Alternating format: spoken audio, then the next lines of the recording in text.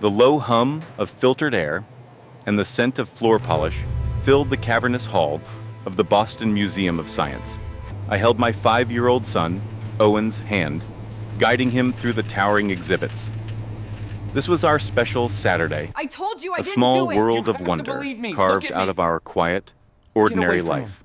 I know what you did. I had no idea that in a few minutes, the piece I had so carefully constructed would be shattered by a familiar, amplified voice.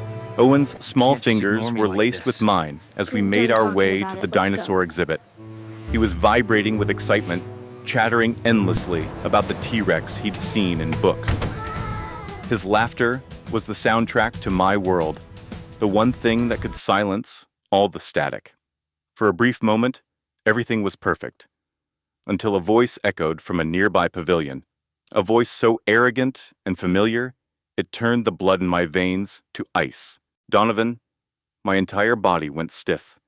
I turned, whispering a silent hope that I was just imagining it, but there he was, Donovan Blackwood, star architect, standing on a small stage in the museum's new wing, which he had designed.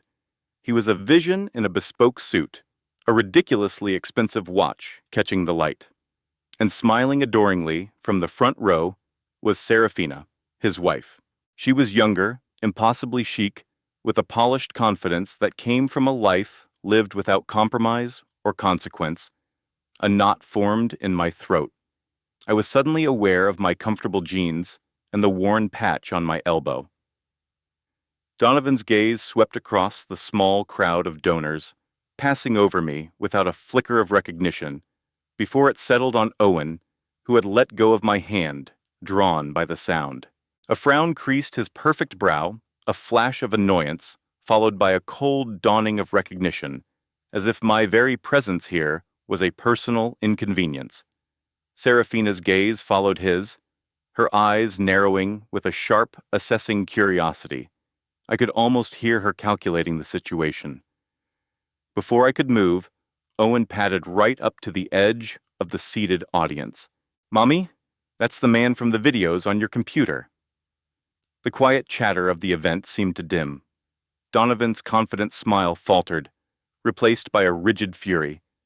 Serafina's perfectly painted lips pressed into a thin line. I tried to speak, to call Owen back, but my throat was closed tight. My heart felt like a trapped bird beating against my ribs. I felt exposed, judged under the museum's track lighting. Then Owen, my sweet, innocent boy, took another step forward and asked with devastating clarity, "Are you the daddy who lives in the computer?"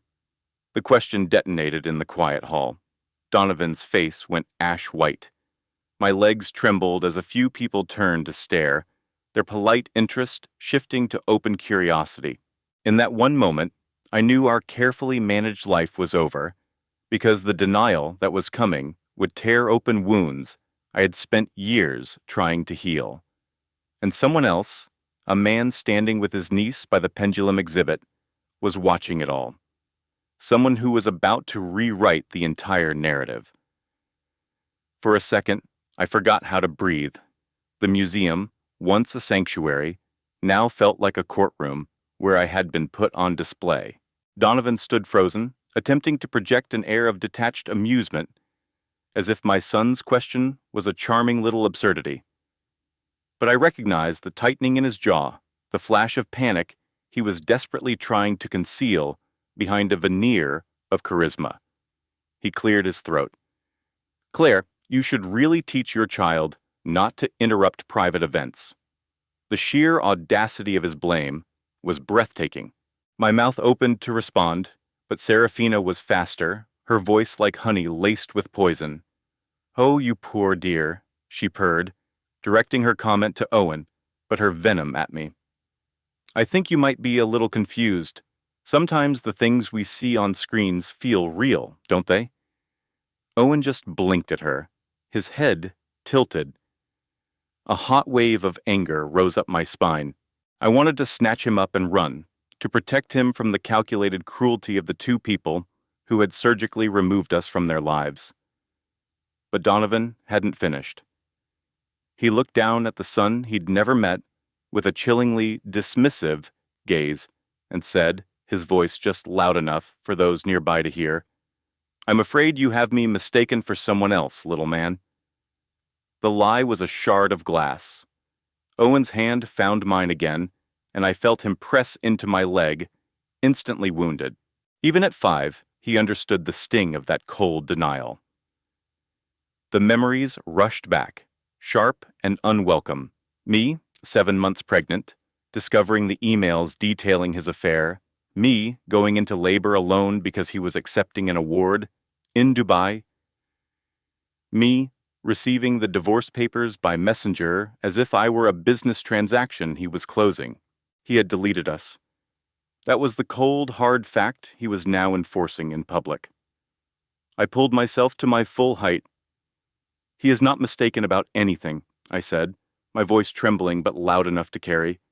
"You left us. Let's not pretend otherwise." Donovan's jaw clenched. He loathed being contradicted, especially when his reputation was at stake. Serafina gracefully rose and put a hand on his arm. "Donovan, darling, we should go," she murmured, playing the part of the gracious wife removing her husband from an unpleasant situation. This woman is clearly having some kind of public breakdown. The words were crafted to frame me as unstable. I turned away, blinking back furious tears. "Come on, Owen. Let's go see the rockets." But my son wouldn't move. He whispered the question that shattered my heart. "Mommy, why doesn't that man want to be my daddy?" My chest ached. From behind us, a man sighed quietly, someone who had seen everything. Then came the sound of calm footsteps.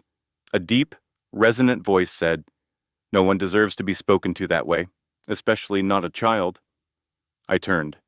It was the man from the pendulum exhibit, the one with kind, intelligent eyes who had witnessed the entire awful spectacle. His arrival was about to alter the trajectory of our lives in a way I could never have foreseen. The man came closer, his presence radiating a quiet confidence that felt like solid ground in the middle of an earthquake. He was the antithesis of Donovan. No tailored suit, no flashy accessories, just a tweed blazer, a canvas tote bag, and eyes that didn't shy away from the raw, painful reality of the moment. He knelt down to Owen's level, giving him space. "Hey, buddy," he said gently. "What just happened there has zero to do with you. Sometimes adults get things very, very wrong." Owen looked up at him, his lip quivering. "Who are you?" he asked, his voice tiny. The man smiled. "My name is Elias. I was just showing my niece the space exhibit, and I couldn't help but see what happened. I'm so sorry that you both had to experience that." I swallowed, trying to find my voice. People didn't get involved. They averted their eyes.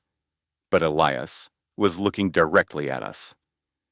From across the pavilion, Donovan let out an audible scoff. "You have no idea what you're getting into." Elias stood up and faced Donovan, his calm demeanor a stark contrast to Donovan's barely contained rage. "I know what I saw," he stated simply. "I saw a boy ask his father a question, and I saw that father deny his own son's existence. That's all anyone needs to know." Serafina bristled, her perfect facade beginning to crack. "This is an intensely private family matter," she snapped. Elias's expression was unreadable. "It certainly is, and a child should be the most important part of a family." The words hung in the air. Donovan adjusted his tie, suddenly looking cornered. "Serafina, let's go. Now."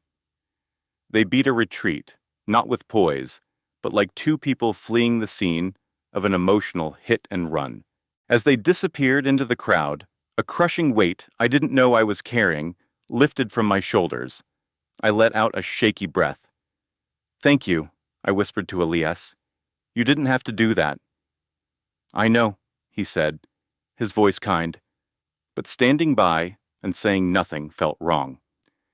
There was a conviction in his words that told me he understood injustice. Owen tugged on my jeans. "Mommy, can Mr. Elias come see the T-Rex with us?" Elias let out a soft chuckle. I would be delighted. Together, the three of us walked back toward the dinosaur exhibit. For the first time since we'd arrived, Owen's smile was genuine as he and Elias talked about prehistoric creatures. But as I watched them, a thought kept circling in my mind. People like him don't just appear out of nowhere in moments like this. I was suddenly convinced that our meeting here, in this specific place, at this exact time, was anything but random. We were admiring the Triceratops when the sharp, angry click of expensive shoes on the polished floor echoed behind us. I didn't need to look to know. Donovan, for heaven's sake, you're creating a scene, I heard Serafina whisper shout. My heart sank. They were back. Elias sensed my immediate tension and instinctively moved, positioning himself casually between us and the approaching couple. A subtle but effective shield for Owen. His stance wasn't threatening, just present, creating an unspoken boundary. Donovan marched toward us, his face a mask of controlled rage, his eyes darting from me to Elias, as if we were partners in a crime against him. I want to know what, precisely, is happening here, he demanded, his voice low and menacing. Elias raised an eyebrow. We're discussing whether the Triceratops could beat a T-Rex. Do you have an opinion? It looks to me like you're inserting yourself into a situation that has nothing to do with you. That's interesting, Elias countered, his tone perfectly even.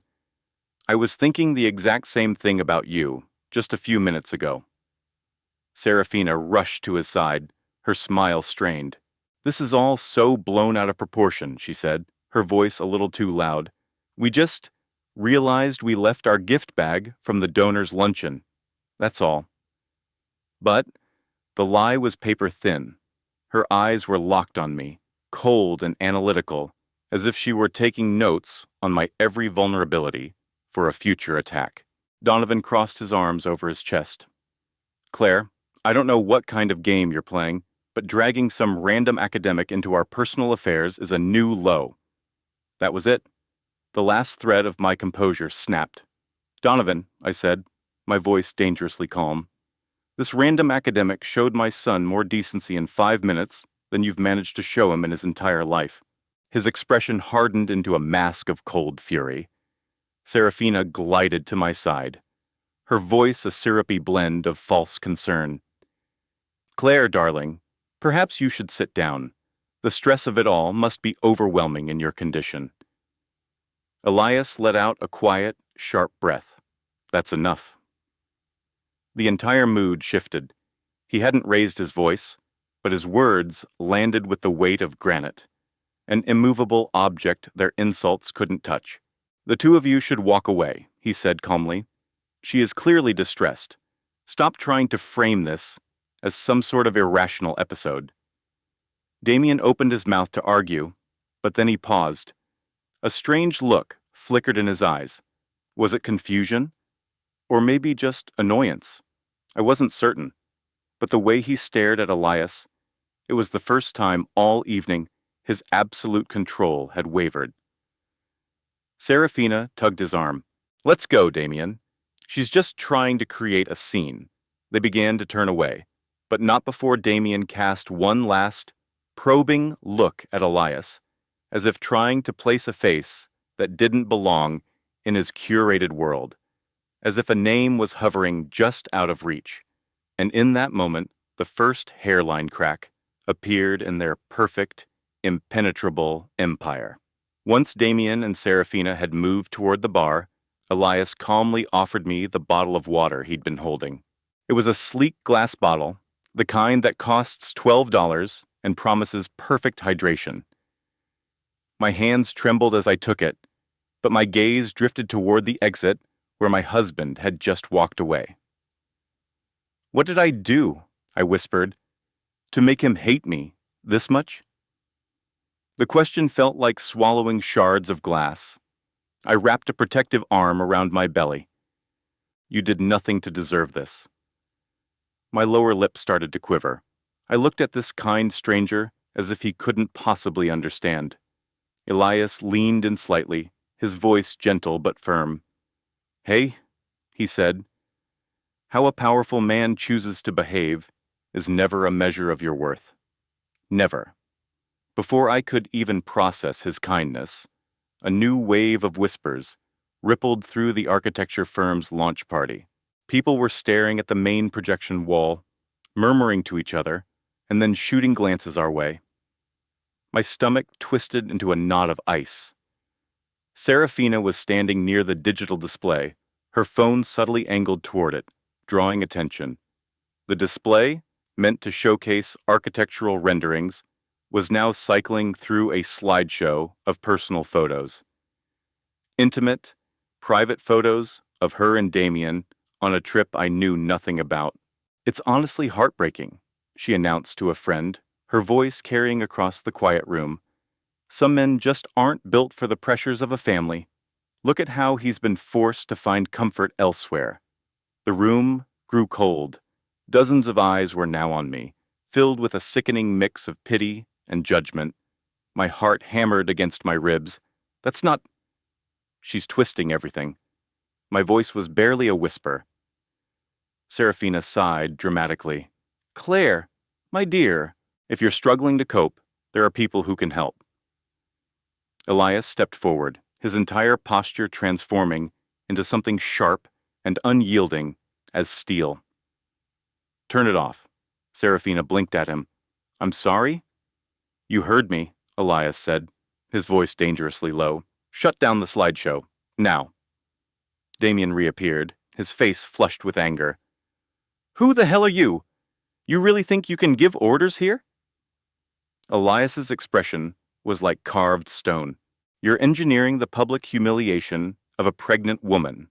I'm sure the firm's partners would be very interested in that. Or even better." He looked directly at Damien, his voice dropping. "Maybe I should just call the board of your new tech venture. I imagine they'd care a great deal about the character of their CEO." For the first time, I saw a flash of real panic in Damien's eyes. "How do you know about my venture?" he demanded. Elias ignored him, his eyes cut through Serafina's smug facade. "You have 5 seconds." Her smirk finally dissolved. A few people nearby had their phones out, recording the new drama. The murmurs grew louder. Finally, caving to the pressure, Serafina lowered her phone and hissed, "Fine," before gesturing to the tech assistant to kill the display. But Elias was not done. Damien gestured wildly to the event coordinator, who was rushing over with a look of pure panic. "Get that man out of here, now!" But it was too late. Serafina froze, a glass of champagne halfway to her lips. My own face felt numb, drained of all blood. In that moment, the exclusive party meant to celebrate Damien's success became the scene of his undoing, and the disgrace was absolute. The coordinator fumbled with his headset, his eyes darting from the darkened screen to me, to Damien, and to the woman who was clearly his mistress. He signaled to a security guard who was already approaching. "Let's have them removed." Damien froze. All the color washed out of Serafina's face. And just like that, the humiliation they had so carefully crafted for me was hurled back at them, 10 times over. The guard approached, his demeanor firm as he took in the situation. "Is there a problem, sir?" he asked, his tone indicating he already knew the answer. Elias explained calmly. This woman was displaying private, compromising photos to publicly shame Mr. Vance's wife. There are at least 50 witnesses. The guard's expression became impassive. "Sir, ma'am, I'm going to have to ask you to leave." Serafina's mouth dropped open. "You can't be serious. She's the one who's making a scene." Damien grabbed her arm, his fingers digging into her skin. "Serafina, stop." But she was furious. She addressed the now rapt audience. "This is a ridiculous overreaction. I was simply sharing some beautiful travel photos." Elias's calm voice sliced through her lies like a scalpel. Malice and art looked nothing alike. Damien let out a ragged breath. Let's just go. But as they started for the door, I felt a gentle kick from inside me, a tiny, insistent flutter. I instinctively placed a hand on my stomach. No, my love. None of this is your fault. And right then, something inside me didn't just break. It reformed into something harder, something that would never bend for him again. For years, I had made myself smaller to fit into his world. I had walked on eggshells around the man who was supposed to be my partner. I had carried the shame of his growing distance as if it were my own failure. But feeling my child move, as its father walked away with another woman, that was the spark that ignited a long-dormant volcano. I stood up taller. Actually, I said, my voice echoing in the sudden silence, perfectly clear for Damien to hear, you owe your child an explanation. He froze, his back to me. Serafina spun around. What did you just say? Elias stood beside me, a silent, steady presence, as if he knew this moment was inevitable. I lifted my chin. This is your child, Damien. The baby can't see your betrayal yet, but I can. The least you can do is acknowledge what you're abandoning. A shocked murmur rippled through the guests. Damien's face was ashen. Not now, Claire. This is not the time. Why not? I shot back. Because you're not in the privacy of our home where you can gaslight me into silence? Because you have an audience? For a long, painful moment, no one breathed. Then, in a final, profound act of cowardice, Damien turned his back on me and his unborn child, letting Serafina drag him toward the glass doors. The second the doors closed behind them, the charged atmosphere finally dissipated. Elias put a gentle hand on my arm. You were incredibly brave just now. But I didn't feel brave. I felt like I was standing in the epicenter of an earthquake, knowing this wasn't an aftershock, but the main event of my life falling apart. The silence they left in their wake was utterly deafening. I held my stomach, my breathing shallow. I tried to ground myself, focusing on the life inside me. Elias gave me a respectful moment before he spoke. Are you going to be okay? His voice was quiet, but it held a solid, dependable quality, like a man who was used to building things that last. I managed a weak nod, even though my world was in ruins. I will be. He paused, then walked over to a small, unattended catering table and returned with a glass of water. Here, he said, offering it to me. You look like you need this. I took it, my fingers brushing his. Thank you, I whispered. Elias gave me a small, reassuring smile. Of course. I was struck by how he moved with such quiet confidence. There was no pity in his eyes, only a deep, unwavering respect. A tiny bit of warmth penetrated the profound chill in my soul. I should probably go, I said, suddenly aware that we were still the center of attention. Elias shook his head gently. You have nothing to be ashamed of. They do. But he stepped aside, giving me space as I walked toward the exit to call a cab. As the valet brought my coat, he leaned in and murmured, That man who helped you, he said with a nod toward Elias.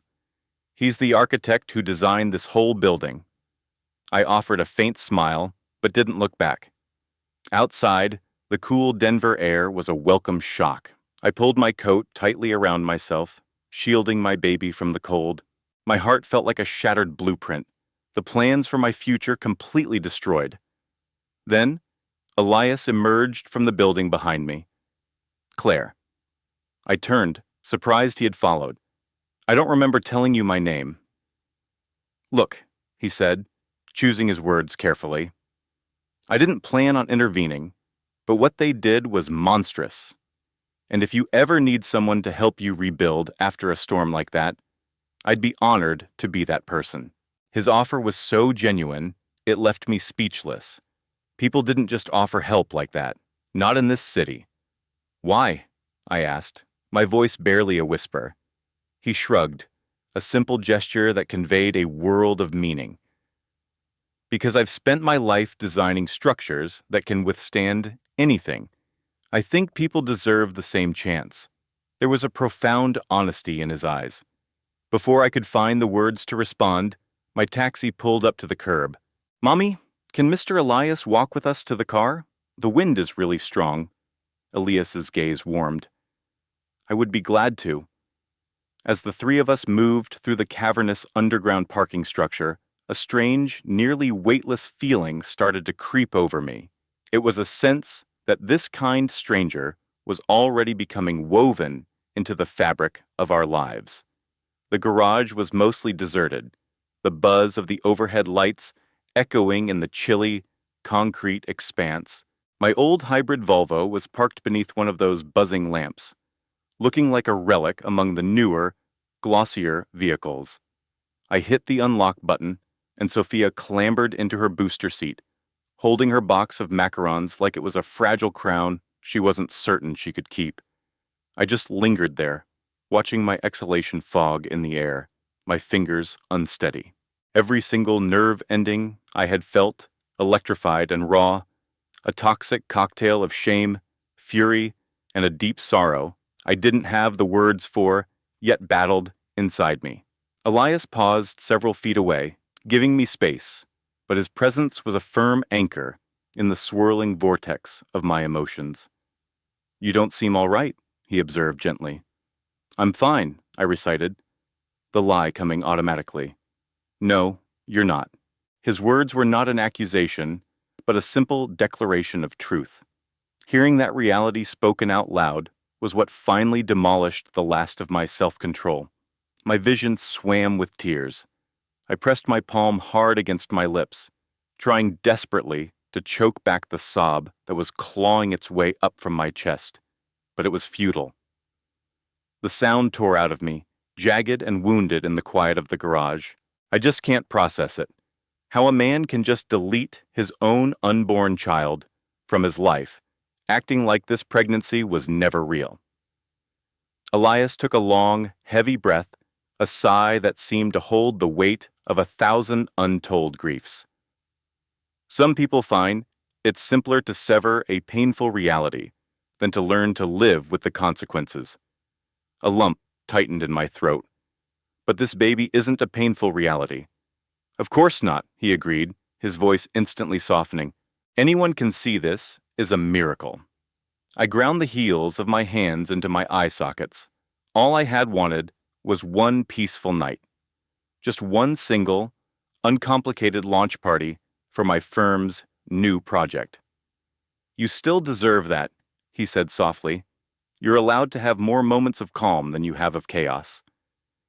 The warmth in his voice was a peculiar, gentle weight in my chest, a sensation so unfamiliar it felt almost like hope. When I finally dropped my hands, his eyes held zero pity, only a profound and unsettling understanding. "You are stronger than you realize, Chloe." Tonight was a testament to that. My breath came out as a shudder. "I don't feel strong." "You don't have to," he answered. "You just have to get through." But there was something in his tone that felt less like encouragement and more like a declaration, and I was struck by the sudden, dizzying feeling that our lives were already tangled together in ways far deeper than a chance encounter at a charity gala. I blotted my eyes with the sleeve of my coat, taking a ragged breath. Sophia was strapped into her car seat, absorbed in drawing swirls on a tablet, appearing so small and delicate against the glow of the Chicago skyline. Elias stood near my car, his hands pushed into the pockets of his trousers. "If it's okay with you," he started, his voice gentle, "I'll hang back until you've driven out of the garage, just to make sure you're both all right." I offered a small, grateful nod. "Thank you. You've been so kind." But before I could turn the key, the aggressive whine of an electric motor filled the concrete structure. A black Porsche Taycan rounded the corner at high speed, stopping abruptly right behind me. My stomach dropped like a stone. Damien! He climbed out of the driver's seat so fast that the heavy door swung back on him. His expression was a rigid mask of fury. The earlier public embarrassment had vanished, replaced by something frigid and cruel. Chloe. His voice was a low rumble. We are not done talking.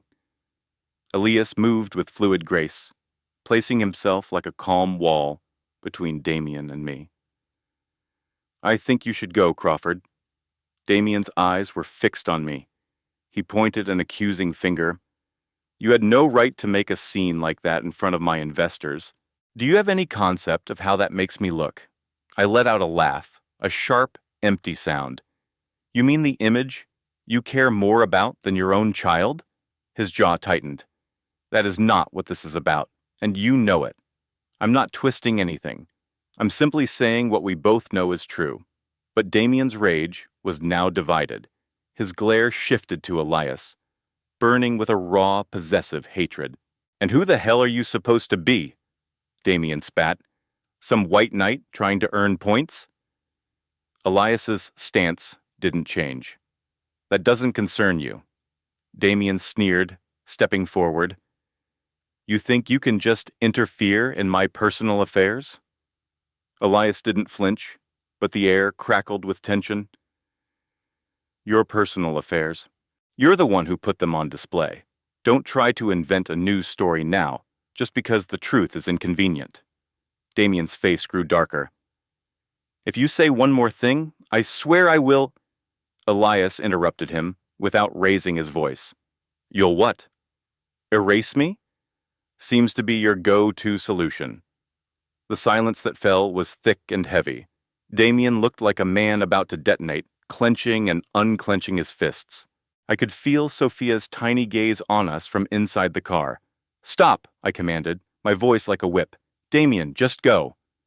His glare moved from me, to Elias, and then to the car where I instinctively put a hand over my stomach.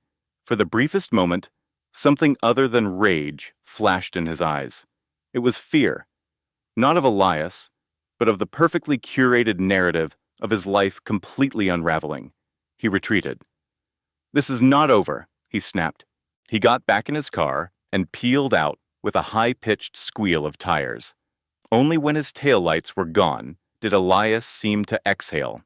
He looked at me, his voice low. I have a feeling this will get much harder before it gets any easier. I swallowed past the knot in my throat, knowing he was right. This was only the beginning of the end of Damien's carefully built empire of lies. That night, hours after Sophia was asleep, I sat on my couch, listening to the city's hum through the floor-to-ceiling windows of my apartment. The rooms felt vast and hollow, the quiet making the storm in my head even louder.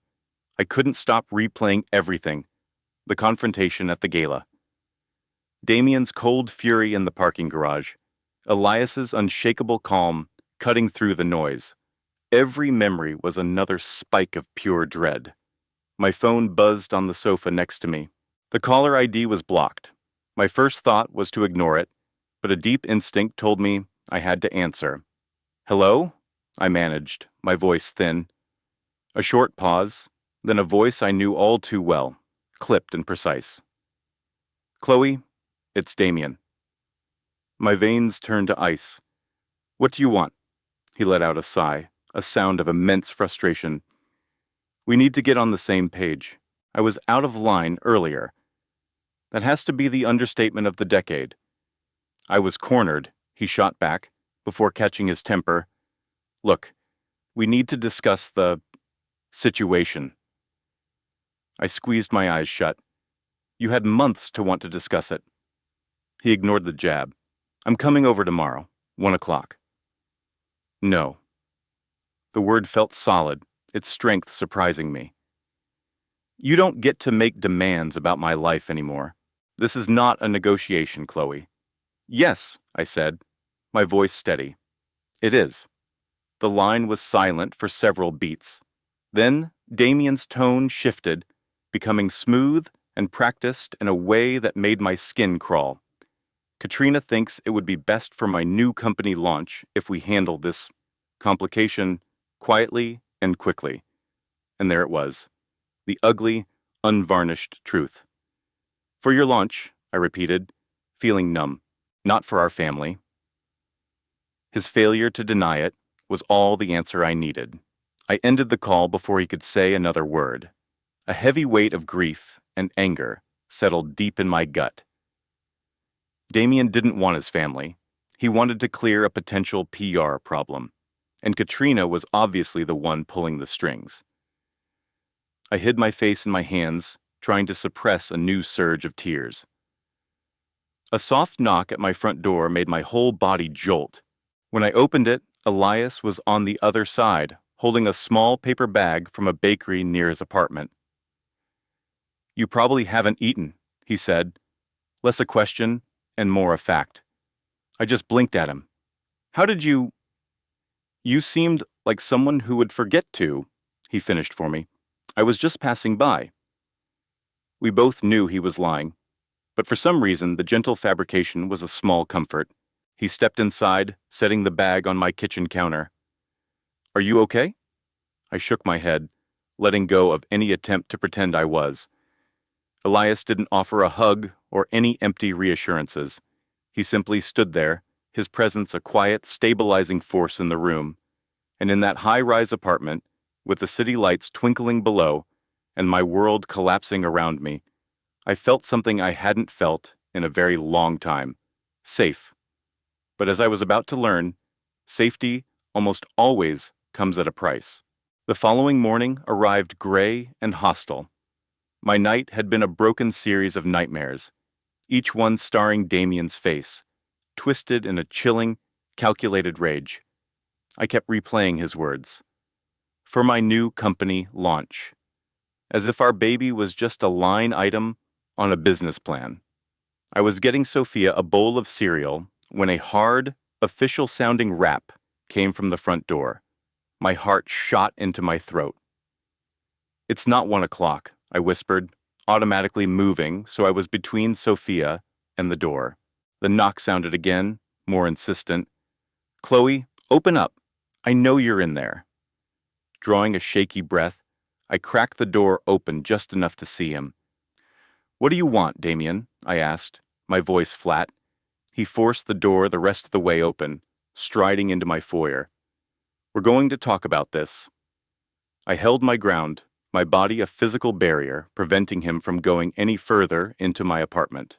"You can't just barge in here." "This is about my son," he snarled, his voice low and tight. "Your son?" I let out a bitter laugh. "Is that his title for the day?" Alistair's gaze swept across the brownstone apartment, his jaw clenched. "Where is he?" I didn't need to answer. Theo peered around the edge of the hallway, his eyes wide with uncertainty. "Daddy." Alistair's entire posture changed in an instant, a brittle smile stretching across his face. "Hey there, slugger." Theo pressed himself against the wall, making himself smaller. "What are you doing here?" Alistair's smile wavered for a moment. "I came to see you, of course." "For the story?" Theo asked with the piercing clarity only a child possesses. I froze completely. Alistair's expression became stone. "What?"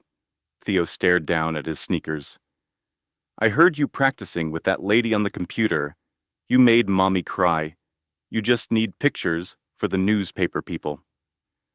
Alistair's head whipped around to face me, his eyes blazing with a mix of fury and raw humiliation. "Did you feed him that nonsense?" Before a defense could even form on my lips, a composed voice emerged from the doorway he'd left open. "He didn't have to. You're practically shouting it from the rooftops."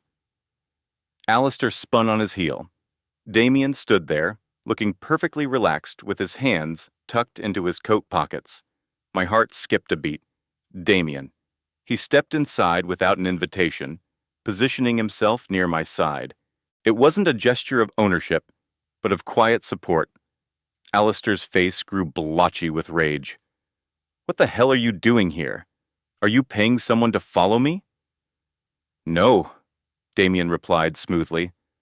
But it's not hard to notice a man having a meltdown in a quiet residential lobby. Alistair's voice shook with indignation. This is a private matter, between me and my family. You mean nothing to her. Damien's calm was unshakable, and yet I seemed to be the one who's actually here with her. Something inside Alistair seemed to snap. You stay out of my life. You have no clue who you're dealing with. I know exactly who you are, Damien cut in, his tone becoming sharp. Alistair Finch, president of Finch Developments.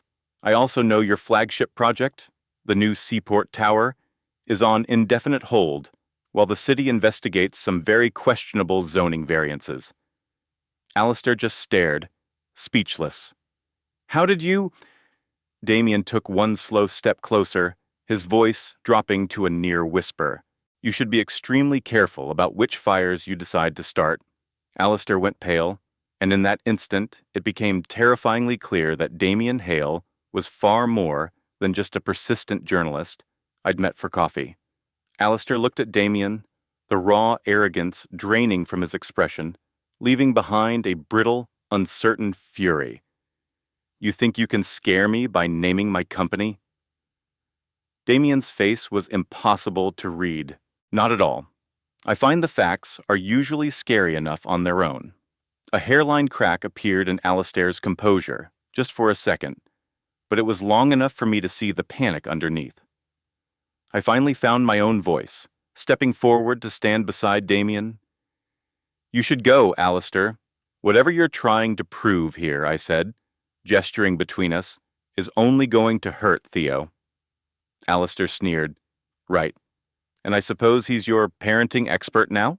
Before I could respond, Theo's small voice sliced through the tension. Mommy, I don't like his angry voice. My heart shattered. Damien shifted his stance slightly, subtly blocking Theo from Alistair's direct view. He won't be using it anymore, he said, his voice level and absolute. Alistair's eyes narrowed dangerously. You have no right to speak for me. Damien offered a slight, dismissive shrug. Then by all means, prove me wrong, by leaving without another word. A heavy, toxic silence filled the room. Alistair glanced around the Boston apartment he had stopped paying for 3 months prior. His eyes landed on our son, who had inherited his father's calculating gaze, but none of his charm, and then on me, the woman he was certain would be too broken to ever fight back. When he finally spoke, his voice trembled, not with regret, but with a wounded ego. I don't need to explain myself to either of you. I'm here to tell you I am filing for a formal custody arrangement, with or without your consent. A wave of nausea hit me. Not like this. Not when this was never about Theo. You don't have the right to question my motives, Alistair hissed. But your new consultant does, right? I shot back. Was it Isabel's idea that this would look good for your public image? He flinched, a direct hit. I pressed on. This isn't about being a father. This is about damage control for your brand. Tell me I'm lying. The silence that followed was the only answer I needed. Damien let out a quiet sigh. Alistair. If you drag this into a courtroom, you will be inviting a level of public scrutiny you simply cannot afford. What kind of scrutiny?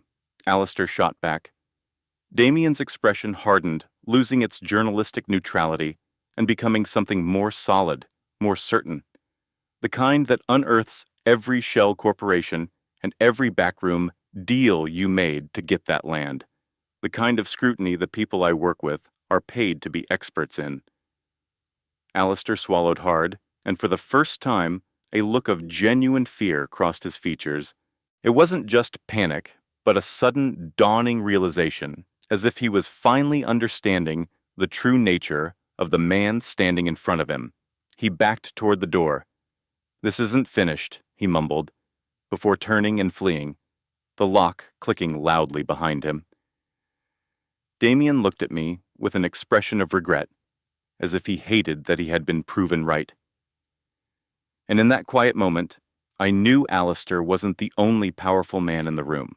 Once Alistair had left, The apartment felt suffocating, as if the static from his rage was still buzzing in the air.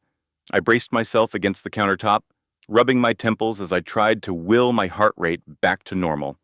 Damien watched me from across the room, his arms folded, giving me the space I needed to recover. "You handled that beautifully," he finally said, his voice softer than I expected. I let out a weak, humorless laugh. Beautiful wasn't exactly what I was aiming for.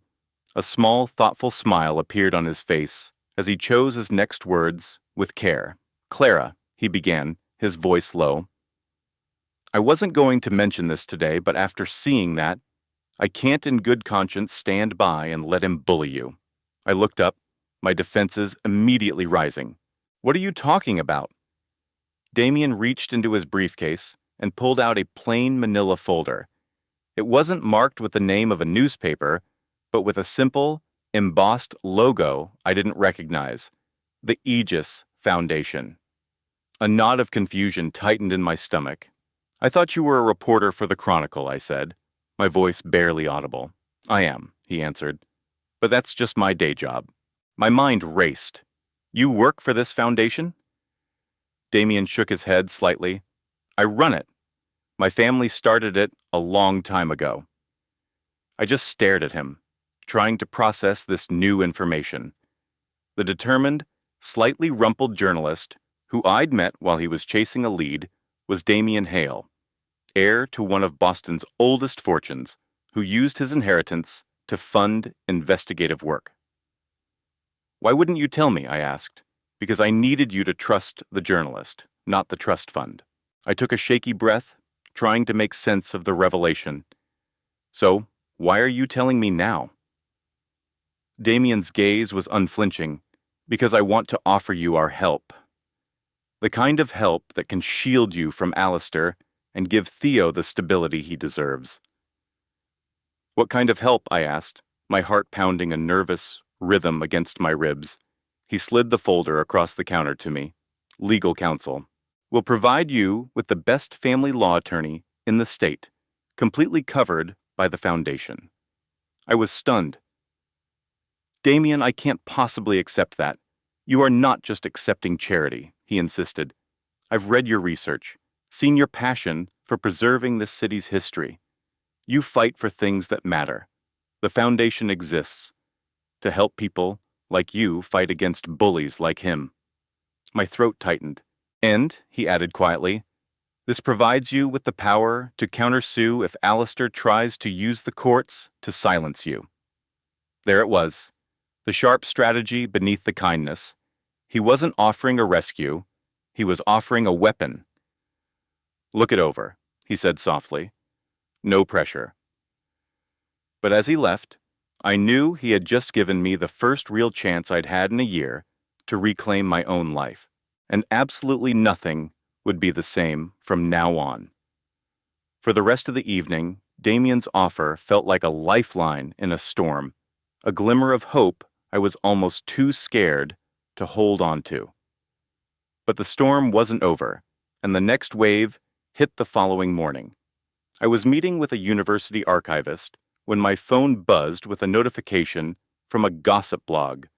My name was in the headline. "Clara, what is this?" my friend asked, her voice laced with concern. A cold sickness washed over me. She turned her phone to show me the screen.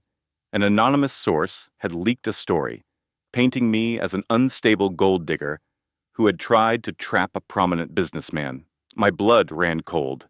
It accused me of emotional instability, of erratic behavior, and questioned my fitness as a mother. Attached was a photo, a horribly unflattering, grainy image Isabel had taken of me, crying in my car a month ago. The air was stolen from my lungs. This is all lies. This is... "I know it's not you," my friend said, her tone firm, but worried. "But a story like this, it's designed to do damage. It's the first shot in a very public war, and the accusation was far more damaging than any professional complaint. You need some time to yourself," he had said, his voice completely devoid of warmth. I just nodded, a silent scream clawing at my throat. "Just for a while. until I get this project off the ground. The words felt like a physical assault. My home, the one place I felt safe while carrying our child, was being taken from me because of his affair. When I walked out onto the Boston street, the raw March wind howled off the harbor, cutting through my wool coat. I couldn't feel my fingers. My entire body was shaking. The doorman at our Chicago high-rise, a kind man named Sal who had tipped his hat to me for 5 years, gave me a look I couldn't place. It wasn't just concern, it was pity. I felt my composure crumble under his gaze. I managed to collapse into the back of a town car before the first sob tore through me. My breathing was ragged, my hands clutching the cool leather of the seat. I wasn't crying for my marriage. I was crying because Marcus and his designer had demolished my life to build their own. My phone buzzed. An unfamiliar number, a single sentence. A reputation is a delicate thing. Best not to make a scene. L. A cold dread washed over me. Lara. She wasn't just satisfied with taking my husband. She wanted to erase me completely. As I stared, paralyzed, at the glowing screen, a second message came through. It was from Marcus. Just checking on you. Are you all right? The hypocrisy stole my breath. For the first time in my life, I felt utterly defenseless, unsure if I had the will to face another blow. A chilling certainty settled in my stomach. This was a declaration of war, and Lara had just fired the first shot. I sat in the quiet car, her words on my phone screen burning like acid. My hands shook too violently to even think, the glittering Chicago skyline blurring into a meaningless smear of light. I had no idea how much more I could take. My career at the foundation was in jeopardy. I was being openly threatened, and my unborn son was now a casualty in a war he knew nothing about. The phone vibrated again. Marcus. Are you home? I'm heading over now. I didn't answer. I couldn't. My throat was a knot of unshed tears. 15 minutes later, a gentle rap on the car window made me flinch. Marcus stood there, his face a perfect portrait of husbandly concern. Amelia, let me in. I cracked the window open. How did you find me? You weren't answering. I called the foundation. They said you'd left hours ago. His voice was smooth, but his eyes held an unfamiliar mix of anger and something fiercely proprietary that unnerved me more than the cold night air. He crouched down to my level. Amelia, unlock the door. My fingers, trembling, finally found the button. He slid into the passenger seat, the heavy door closing with a muted thud. He let the silence hang between us, allowing me to compose myself until I could finally speak. They suspended me, I whispered, because of the article, because of her. His jaw tightened. Show me. I handed him my phone. Lara's text message was still illuminated on the screen. His expression became unreadable. She sent you this. It's worse than that, I managed to say. She's trying to destroy my professional life. And the board is just letting it happen. Marcus leaned his head back against the seat, exhaling slowly. This isn't random. It's a message. She wants you to feel so cornered that you give up. Give up on what? I whispered. On being an obstacle, he said, his voice dangerously low. A bitter taste filled my mouth.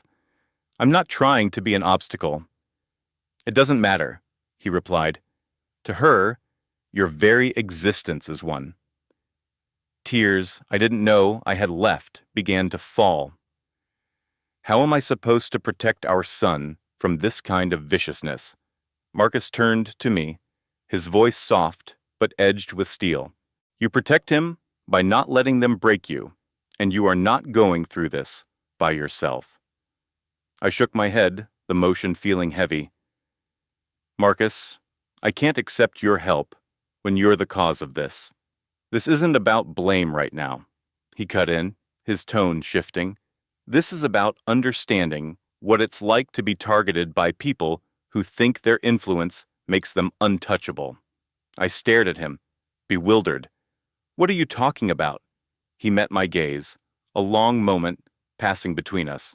And then he revealed a side of himself I had never seen, because my first development project was nearly bankrupted by rivals far more powerful than Lara and her society friends. I didn't just survive their attack. His voice hardened, losing all its warmth. I systematically dismantled their entire operation. A different kind of chill went through me, one that wasn't about fear. It was about clarity. Marcus Sterling wasn't just a charming developer. He was a ruthless one. 2 days later, I mustered every bit of courage I possessed to attend the Foundation's annual gala.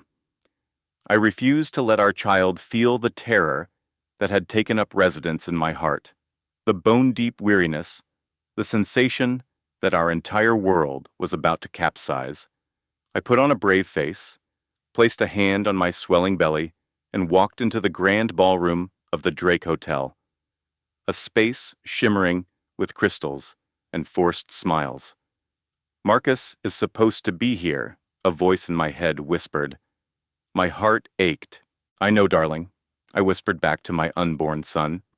He gave a little kick, a solemn acknowledgement that felt far too wise for someone yet to draw a breath. It's okay. I just wish he wanted to build a family as much as he wants to build skyscrapers. I fought back the lump in my throat. Me too, sweet boy. The gala was a symphony of polite chatter, clinking champagne glasses, and the scent of expensive perfume. For a moment, I actually thought the tech gala would be uneventful. But peace is a fragile thing in my world, and that illusion shattered the second the keynote presentation ended and the reception doors opened. In walked Julian Croft, the king of Silicon Valley, but he wasn't by himself. Chloe, his lead engineer, was right there with him, draped in a cold metallic green dress, her smirk a calculated threat to anyone who met her gaze. The buzz in the glass-walled hall died down. Investors murmured into their phones. Tech bloggers started pointing their cameras. When Julian finally spotted me through the maze of server rack displays, his face showed no remorse, only strategy. He began making his way toward me, a shark smelling blood in the water. My best friend squeezed my arm, a silent show of support. It's okay, little one, I whispered to my baby bump. Mommy's fine. Julian arrived, his voice dripping with fake concern. There you are, I was worried. His words were a masterful performance for the onlookers. I turned my cheek, so his kiss landed in the air. I offered no smile in return. Why here, Marcus? I asked, my voice steady, despite the tremor in my soul. He feigned confusion. What do you mean? This is the most important night of the year for the Foundation. I mean the emerald, I clarified. Why did she have to wear it tonight? Lara, sensing danger, glided closer. Marcus, dearest, the mayor is asking for you. I ignored her, my eyes locked on my husband. My push present, the one you told me was being set. It's magnificent honor. Marcus's face went rigid, the charming mask finally cracking as the implication of my words settled in. Just handle it. The grand ballroom seemed to tilt on its axis. I couldn't breathe. Before I could even react, the event's host, attempting to rescue the rapidly souring mood, cleared his throat at the podium. Ladies and gentlemen, a warm welcome to you all. Marcus leaned close, his whisper a blade in my ear. You brought this on yourself. He adjusted his cufflinks, cast a venomous look at Lara, and tried to regain his composure. But I was frozen, struck by the sickening realization that this wasn't just the reveal of an affair. This was my public execution. A chilling silence had descended upon Chicago's elite as the first whispers turned to overt stares. Hundreds of pairs of eyes flicked from Lara's throat, where my emerald rested, to my 7 months pregnant silhouette, then back again. My husband, the city's great builder, was being exposed, and I was the demolition site. I smiled, a tight, awful gesture as my reality splintered. One by one, I could see the alliances shifting, the silent judgments being passed. The room was thick with scandal. As Lara nervously touched the necklace, another detail came into focus for everyone to see. The custom clasp, a tiny, interlocking M and A. The host stammered, losing his place on the teleprompter, his eyes also fixed on the damning piece of jewelry. This evening is about building a better future, he managed, his voice strained. It explores how one man's vision can reshape a skyline and touch the lives of those within it. Gasps became audible. The city's benefactors were no longer looking at each other. They were looking at Marcus. My breath caught in my throat. Marcus went pale, his face a mask of fury. It asks, the host continued, sweating under the stage lights, what is the cost of a legacy built on a faulty foundation? Marcus looked like he was going to be sick, but the question hung in the air, more damning than any accusation. He couldn't deny it. He couldn't escape it. The Sterling Foundation thanks you for your secrets and your broken promises. A wave of vertigo hit me, and I gripped the edge of a table, my knuckles turning white. Marcus stared at Lara's necklace as if he could will it out of existence. I don't want a man who builds monuments to himself. I want a man who can build a home with me. The thought was a silent scream inside my head. Marcus finally hissed, "Get her out of here!" But the damage was irreparable. The host mumbled an apology and fled the stage as a technician mercifully dimmed the house lights, but the image of that emerald was seared into the minds of everyone present. The lack of applause was thunderous. Guests avoided eye contact, their whispers a poisoned dart, aimed at the man whose name was on the invitation. For the first time, I saw something in Marcus truly break. Not his composure, but his vanity. Lara rushed to his side, speaking in a frantic, low tone, her own face a mask of panic. But Marcus didn't seem to hear her. His gaze was locked on me, desperate, enraged, and completely unmasked. He looked like a pharaoh watching his meticulously constructed pyramid, built on ego and ambition, get swallowed whole by the sand. And as I met his eyes, holding onto the table to stay upright, I knew his flawless public image wasn't the only thing that had been shattered tonight. With that, he had obliterated the last remnant of trust from the woman who had built her life with him. The restaurant launch party dissolved into a stunned, chilling silence. Investors and patrons hurried for the exits, their faces a mixture of pity and embarrassment, trying to avoid my gaze. Bloggers were already broadcasting the scandal from their phones. And Arthur just stood there, his fists balled so tightly his knuckles were white, his jaw clamped shut as if to hold back a scream. Isabella tugged on his arm. "Arthur, let's go. They're all filming us." But he was rooted to the spot. I backed away toward the kitchen, where a man I knew from a culinary guild was holding out a glass of water for me. Sinking onto a stool, my hands flew to my belly, a desperate attempt to shield my unborn child from the chaos. "I'm so sorry, little one," I silently pleaded. "I'm so sorry." "Clara," a raw voice echoed behind me. "We need to talk." I didn't need to see him. Arthur was there, his presence casting a long shadow.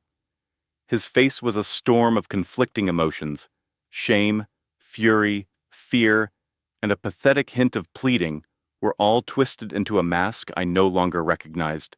"I need a private moment with my wife," Arthur said through gritted teeth. I simply shook my head. "Not right now." Isabella stepped forward again, her expression dripping with disdain. "Oh, stop the melodrama, Clara. Just listen to him." Her words were cut off by a voice that was calm, deep, and carried absolute authority. She said no. David, a respected venture capitalist, and our primary backer, had positioned himself between us, a quiet but immovable wall. A few of the remaining industry players recognized him instantly. Whispers of his name circulated, and their gazes toward Arthur hardened with a fresh layer of contempt. David addressed me gently. "Clara, are you okay?" I managed a nod, my voice lost in the shock that felt like a thick fog. Arthur rounded on him, his anger flaring. "This is a family matter." David took a step closer, his voice low but sharp. "Subjecting your pregnant wife to a public spectacle of this magnitude is a serious health concern. That makes it my matter. Someone has to prioritize her and the baby. It's obvious you haven't." Arthur's face contorted with a blend of indignation and utter humiliation. "She's my wife." "Then it's time you acted like it," David replied, his tone flat. The grand dining room fell completely still. Even the waitstaff paused their work, holding trays of abandoned champagne flutes. For a heartbeat, Arthur looked like he might swing at him. But then, all the aggression drained away. His frame sagged, his chin quivered, and his eyes darted around the room, unable to meet the steady gaze of the man who had just shown him what integrity looked like. Isabella folded her arms, her lip curling. "Come on, Arthur, you're being pathetic." But he remained frozen. He just stood there, a hollowed-out shell of the tech titan he was supposed to be. And in that instant, I understood. David wasn't trying to be a hero. He was simply occupying the space where a good man should have been all along. After the last of the guests escaped into the cool San Francisco evening, some offered me brief, compassionate glances. Most just scurried away, eager to spread the gossip. Arthur stayed motionless in the center of the restaurant, as if the images from that hacked video presentation had physically pinned him to the floor. Isabella had finally given up on him, her sharp footsteps echoing her fury as she stormed out alone. I remained in the kitchen, focusing on taking slow, even breaths, willing the frantic rhythm in my chest to calm down. This was too much adrenaline for a woman carrying a child. David remained nearby, his posture casual but alert, a silent buffer between me and the smoldering ruins of my life. Finally, Arthur stirred, not toward the exit, but toward me. He stopped a few paces away and collapsed onto his knees. The few remaining staff members froze their cleanup, sensing the gravity of the moment. "Clara?" Arthur croaked, his voice fractured. I saw your expression." I looked up at him, feeling nothing but exhaustion. The entire city saw it. "No," he whispered, shaking his head. "I did this to you." The confession hung in the silence. Arthur swallowed hard, his voice trembling, with a vulnerability I hadn't heard since we were kids, with nothing to our names. "I made an unforgivable mistake. I hurt you. I never, ever wanted to hurt you this way." His face was etched with pain. "Then why, Arthur? Why her?" The question was barely a whisper, but it struck him like a physical blow. His whole body seemed to collapse inward, because I was arrogant, and I was weak, and I was a complete and utter fool. My breath caught in my throat. In 20 years, the great Arthur Vance had never once admitted to being a fool. Mortified by the scene, the restaurant manager tried to discreetly wave his team away, but Arthur was oblivious. He stayed on his knees on the floor of my tiny new rental home, the air heavy and thick with unshed tears. "I know there's no way to take back what I've done," Arthur rasped. "But I want to try to earn a path back to you, if you'll let me." Our son Sam regarded him with the wide, honest eyes of a 4-year-old, trying to process a monumental adult failure. "Are you sorry you made Mommy cry?" Sam asked quietly. "Yes," Arthur choked out, his facade finally shattering. "More than you could ever possibly imagine." A profound, stunned silence filled the small living room. Then, Sam spoke a sentence that felt like a fault line cracking open beneath our feet. "I forgive you, Daddy, but I want to stay here with Mommy." Arthur squeezed his eyes shut, the devastation on his face absolute. From the phone on the kitchen counter, a notification from Isabella's social media feed chimed loudly. Live now. My side of the story. He slowly got to his feet, but he seemed smaller, diminished, the layers of his powerful CEO persona stripped away. He gave me one last look, his eyes screaming a lifetime of regret. But all the words were gone. Forgiveness was for my own healing, not for his absolution. As he walked out into the night, completely alone, a deep sense of peace washed over me. The incredible hold he once had on my world was gone, dismantled by an influencer's ambition and the cold, hard truth. And for the first time, I could clearly see the new life that was waiting for me. After the last of the staff finally departed, I stepped out of the restaurant and into the crisp bay air. I felt exhausted and raw, but also lucid, like a long fever had finally broken. I rested my head against a cool marble pillar, inhaling deeply, and brought my hand to my lips, kissing the bare skin where my wedding band used to be. She's going to be a fighter, a calm voice said, next to me. I turned my head.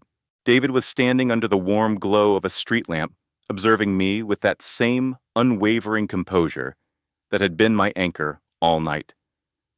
I let my head rest against the stone. She shouldn't have to be, I murmured. No, he conceded. But she will be, because you are. For the first time in what felt like an eternity, a genuine warmth spread through me. I didn't feel broken. I didn't feel ashamed. I didn't feel like a victim at all. I just felt still. Perhaps Arthur's public humiliation wasn't a victory. Perhaps it wasn't even closure. But the truth, exposed for everyone to see, had lifted a crushing weight from my shoulders, a burden I had been carrying all alone for so long. What do I do now? I asked the quiet street. David moved a step closer. Now, you stop trying to manage the fallout, and you just begin again. A tired, shaky laugh escaped me. That sounds infinitely harder. Then you allow people to support you, he answered softly. Let me drive you home. I looked into his eyes and saw genuine warmth and deep respect, not an ounce of pity. He wasn't a rescuer or some white knight. He was just a decent person who stood firm while my universe imploded. The Culinary Investors Summit, I said quietly, recalling where we first met. David smiled. I'm very glad I went. Just agree, and the new venture is yours. I agree. The words came not from a place of panic or weakness, but from a conscious decision to build a future where Sam and I would be safe, respected, and truly cherished. David let out a long breath, as if he'd been holding it in. Wonderful. There is, however, one final detail. My heart gave a little nervous flutter. He reached into his leather briefcase and slid not a contract, but a set of architectural blueprints across the table. They felt heavy and full of promise in my hands. That's for the new flagship location, he said, his eyes glowing. A clean slate, entirely your vision. You've more than earned the right to write a better story. My eyes started to burn with tears. David. He leaned forward and gently brushed a tear from my cheek with his thumb. The touch was simple, kind, and full of a quiet understanding. You don't have to rebuild everything overnight, he said gently. But when you're ready, I would be honored to be part of the new design. A wave of calm washed over me. Not anxiety, not fear, but a profound peace. A real beginning. I could only manage a small nod. And for the first time in forever, the future didn't feel like a mountain to climb. It felt open, bright, and completely ours to create.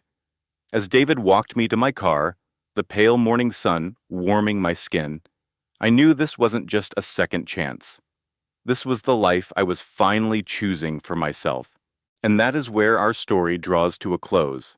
Its final chapter has been written. If you have stayed with us, watching this tale unfold to its very end, it must be because some piece of this journey resonated deep within you. Maybe you saw a reflection of yourself in Clara's newfound strength. Maybe you felt the quiet power in Sam's simple words. Or perhaps you recognized that true recovery isn't about winning some battle, but about deciding to believe in your own value again and again. You know, the great Stoic philosophers taught us, you have power over your mind, not outside events. This is exactly what we have just seen. Their pain did not destroy them. The betrayal of others did not get to define their future. They chose to find their balance on solid ground. As the Emperor Marcus Aurelius wrote, the mind adapts and converts to its own purposes the obstacle to our acting. If this story has left you with anything, let it be this one truth. You are worthy of peace. You have a right to be treated with dignity. And you have a right to a life built on honesty, not on secrets. If this story offered you even a shred of strength or a moment of recognition, please show your support by liking this video, sharing it with someone else fighting their own battle, and subscribing so we can continue these conversations together, because your journey is valid, and your best days are not behind you. Just a quick note for everyone watching. This narrative is a work of fiction, designed purely for exploring emotions and encouraging self-reflection. Any resemblance to real individuals or actual situations is completely accidental. Our intent is to explore themes of resilience, inner strength, and the difficult decisions we face, not to represent the lives of any private persons. These stories are written to offer comfort, a little hope, and a quiet place to reflect on our own lives with compassion and grace. Thank you for listening with an open heart and for being a wonderful part of this community.